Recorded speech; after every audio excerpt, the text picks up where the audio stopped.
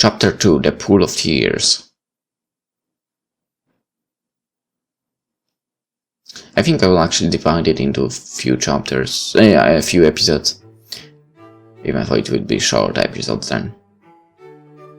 Cruiser and Cruiser, cried Alice. She was so much surprised that for the moment she forgot how to speak good English.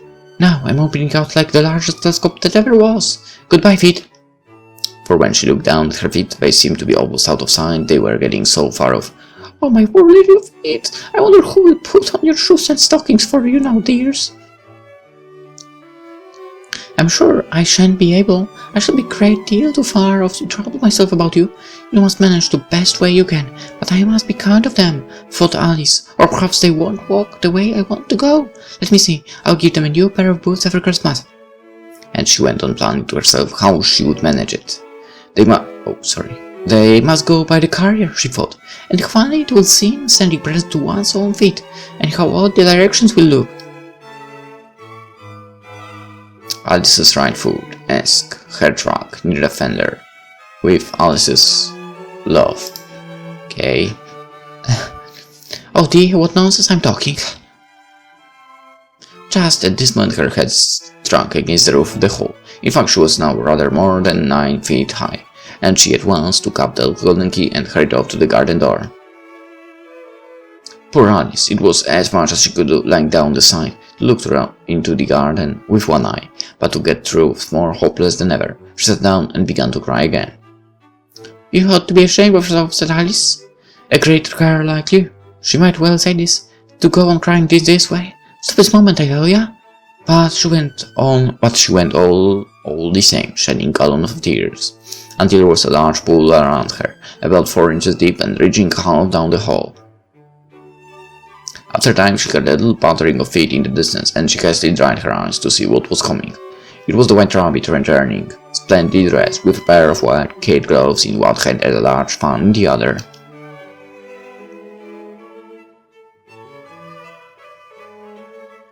She came trotting along in a great hurry, muttering to himself as he came. Oh, the Duchess! Won't she be saved if they've kept her waiting? Alice felt so desperate that she was ready to ask help of anyone, so when the rabbit came near her, she began in a low, timid voice. If you please, sir. The rabbit started violently, dropped the white kid gloves and the fan, and scurried away into the darkness as hard as he could go.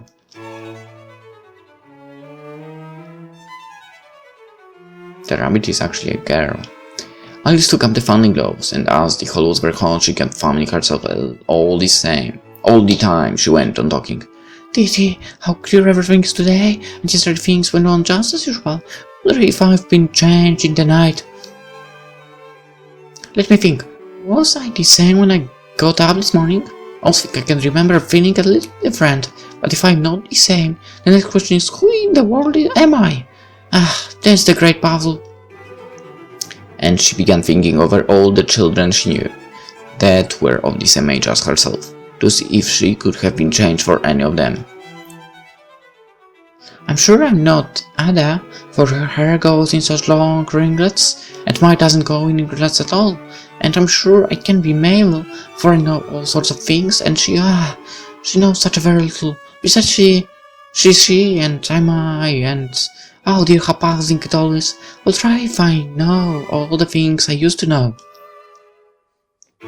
Let me see, 4 times 5 is 12.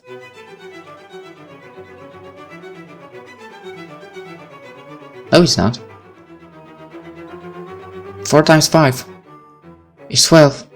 Are you kidding me? It's 20. 4 times 6 is 13. No, it's not. And 4 times 7 is... Oh dear, I shall never get to 20 at that rate. What? This is not the math, I know. However, the multiplication table does the thing right. Let's try geography. London is the capital of Paris. And Paris is the capital of Rome, and Rome... No, that's all wrong, I'm certain. I must have been changed for Mabel. I'll try and say how of the little...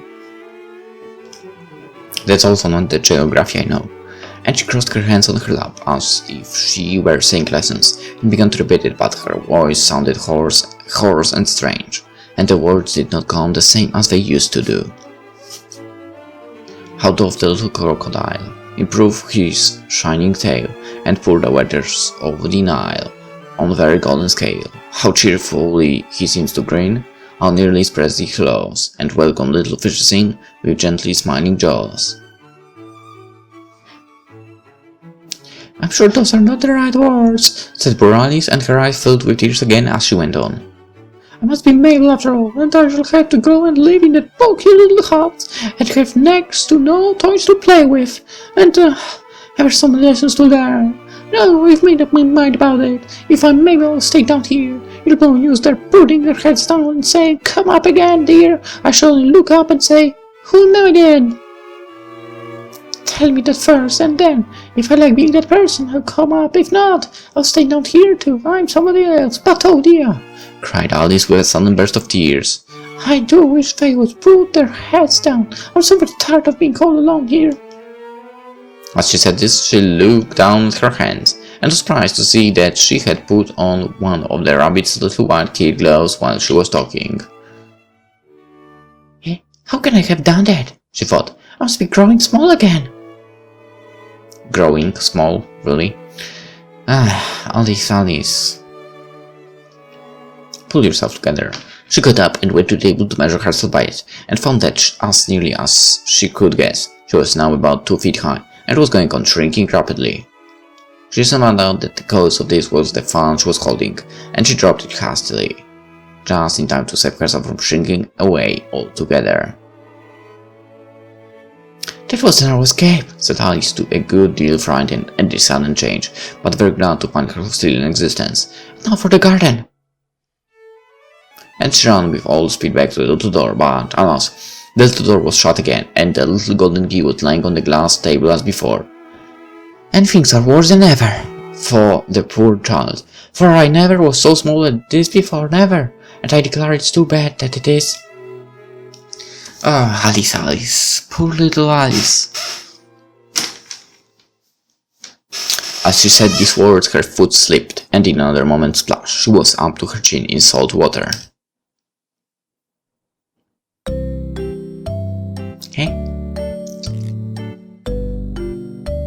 Her first idea was that she had somehow fallen into the sea, and in that case, I can go back by railway, she said to herself. Alice had been to seaside once in her life, and had come to the general conclusion that wherever you go on the English coast you find a number of bathing machines in the sea, some children digging in the sand with wooden spades, the narrow of lodging houses, and behind them a railway station. However, she soon made out that she was in the pool of tears which she had wept when she was 9 feet high.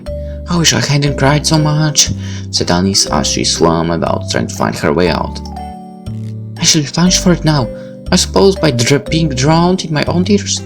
That would be a queer thing to be sure. However, everything is queer. Today." Just then she heard something splashing about in the pool a little way off, and she swam nearer to make out what it was. At first she thought it must be a walrus or hippopotamus, but then she remembered how small she was now, and she soon made out that it was only a mouse that had slipped in like herself. "The mouse is cute." "Would it be of any use now?" thought Alice. "You speak to this mouse, everything is so out of the way down here, and that I should think very likely it can talk. At any rate, there's no harm in trying." So she began. "Oh, mouse, do you know the way out of this pool? I'm very tired of swimming about here, oh, mouse." Alice thought this might be the right way of speaking to a mouse. She had never done such a thing before, but she remembered having seen her brother's Latin grammar, a mouse of a mouse to a mouse, oh mouse. The mouse looked at her rather inquisitively and seemed to her to wink with one of its little eyes, but it said nothing. "Perhaps it doesn't understand English," thought Alice. "I dare say it's a French mouse, come over with William the Conqueror, for with all her knowledge of history, Alice had no very clear notion how long ago anything had happened. So she began again. "Oh, es machete?" I probably said that not correctly.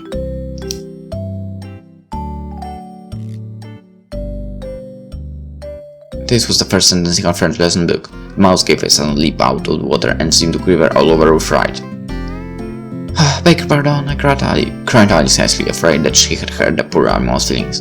I quite forgot you didn't like cats. Not like cats, cried the mouse in a shrill, passionate voice. Would like cats if you were near? Well, perhaps not, said Alice in a soothing tone. Don't be angry about it. And yet I wish I could show you our cat Dina. I think you'd take a fancy to cats if you could only see her. She's such a dear, quiet thing. Alice went on, half herself, as she swam lazily about in the pool. And she sits purring so nice by the fire, licking her paws and washing her face. And she's such a nice soft thing to nurse, and she's such a capital one for catching mice. Oh, I beg your pardon, cried Alice again, for this time the mouse was bristling all over, and she felt certain he must be really offended. We won't talk about her any more if you would rather not. We did, cried the mouse, who was trembling down to the end of his tail. As if I would talk on such a subject. Our family always hated cats. Nasty, low, vulgar things. Let me hear the name again. I warned it did, said Alice in a great hurry to change the subject of conversation. Are you fond of dogs?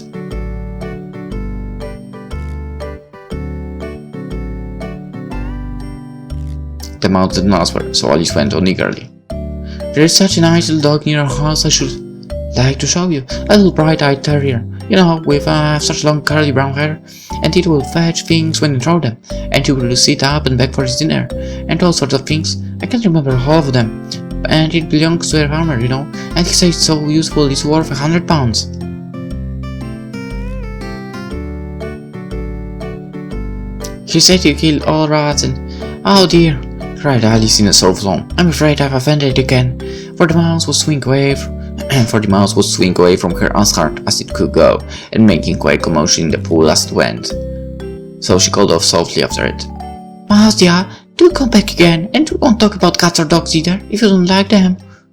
When the mouse heard this, it turned around and swam slowly back to her. Its face was quite pale with passion on its thought, and said, in a low, trembling voice, Let us get to the shore, and I'll tell you my history, and you will understand why Yes, I hate cats and dogs. I like dogs. I have nothing against cats, as long as they are not near me.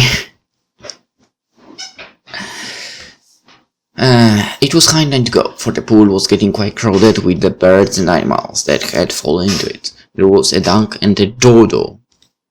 Dodo, seriously. A lory and an eaglet, and several other curious creatures. Alice led the way, and the whole party swam to the shore.